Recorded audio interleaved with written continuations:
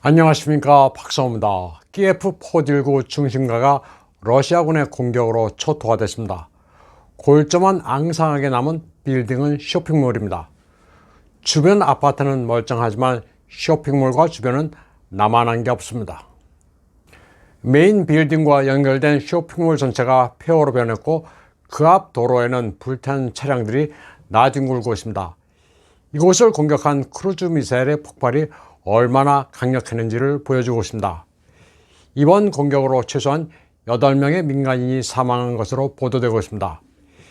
이 정도 건물 피해 사망자가 아직 한 자릿수인 것으로 미뤄 공습 당시 쇼핑몰은 거의 빈 건물이란 얘기입니다. 러시아군이 쇼핑몰을 미사일로 타격할 당시의 모습입니다. 거대한 화염이 빌딩을 집어삼켰습니다. 폭발 유력이 엄청났습니다. 우크라이나 측은 러시아가 민간 건물을 공격하는 만행을 저질렀다고 말하지만 러시아 측의 입장은 다릅니다. 우크라이나군의 다연장 로켓 차량이 쇼핑몰에 진입한 영상을 증거로 내세우면서 다른 곳에서 로켓을 모두 발사한 뒤 재장전하기 위해 이곳에 진입했다고 밝혔습니다. 말만 쇼핑센터를 본 무기고라고 주장했습니다. 러시아 국방부 대변인 코나셴코프 소장은 이번 공격으로 목표만 정확하게 타격하는 킨잘 극초음속 미사일의 위력이 드러났다고 말했습니다. 미 CNN도 이 점을 간접적으로 시인하는 보도를 했습니다. 키예프 중심에 이미 러시아의 정보요원이 잠입해 미사일 타격 목표를 정확하게 알려주고 있는 것으로 보인다고 전했습니다.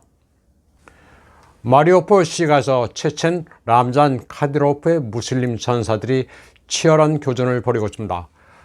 목표는 민간 아파트의 진지를 구축한 우크라이나 아조프 민병대입니다. 시가전에서는 민간시설과 군시설의 경계가 무의미합니다. 민간시설도 은폐, 엄폐가 가능한 데다 공격해오는 편에 민간시설을 공격했다고 책임을 뒤집어 씌우고 비난하기도 쉽습니다. 영국 텔레그래프가 방송한 이 영상에서는 체첸 전사가 아파트 지하에 대피해 있던 어린이를 안고 안전시대로 옮겨주는 장면도 보입니다. 또 피난하는 주민들을 도와 짐을 들어주는 모습도 보입니다. 물론 텔레그래프는 이 영상이 체첸 무슬림 부대의 선전 영상이라는 설명을 달고 있지만 조작됐다고 보기에는 무리가 있습니다. 러시아 우크라이나 분쟁으로 가장 이익을 보는 사람 가운데 한 명이 사우디 황태자 모하메드 빈 살만입니다. 블라디미르 푸틴의 맹으로 서방 세계가 지금까지는 그를 홀대했지만 이제는 사정이 다릅니다. 푸틴의 말을 듣지 말라고 요구한 바이든과 서구 세계에 대해 모하메드 빈 살만은 대놓고 무시했지만 이제는 다들 그의 환심을 사려고 하고 있습니다.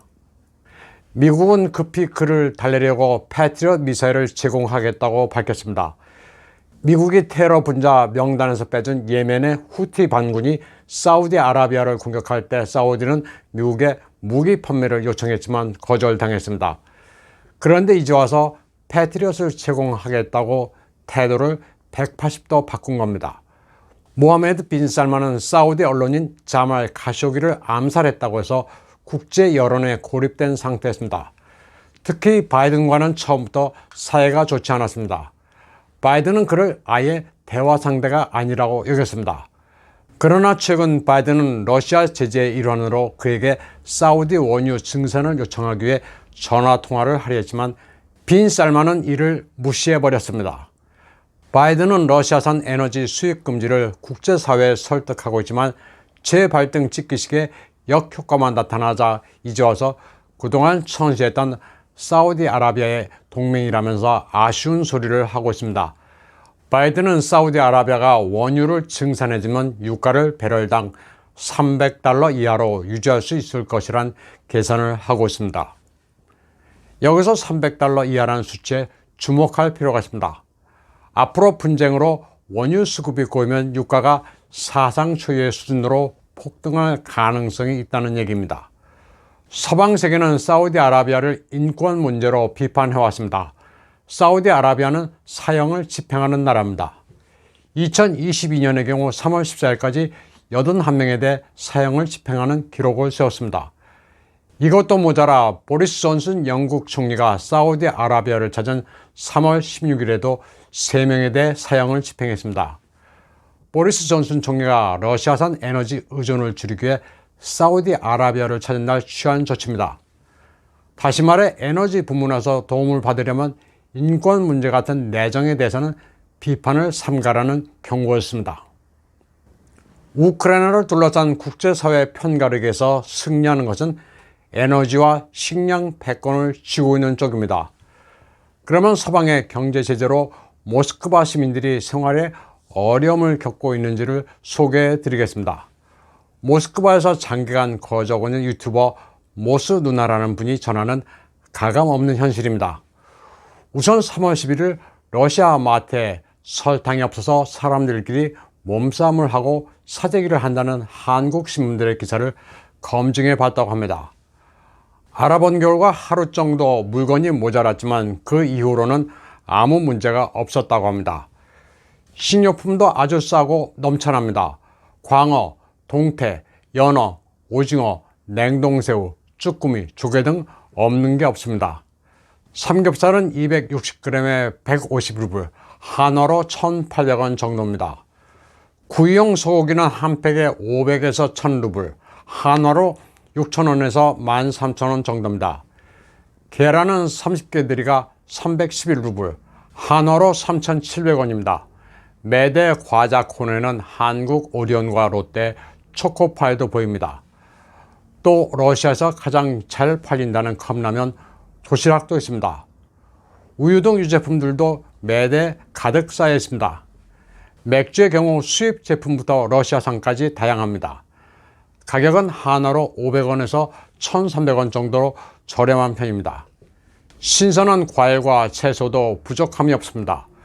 러시아는 식량 자급을 뛰어넘어 수출도 하는 나라입니다. 먹을거리와 관련해서는 아무 문제가 없습니다. 유튜버 모스 누나에 따르면 러시아 일반인들은 환율 변동을 느끼지 못합니다. 루블로 월급을 받는 이들은 생활 물가가 안정되어 있기 때문에 루블화가 폭락을 했는지 어떤지 체감할 수 없습니다.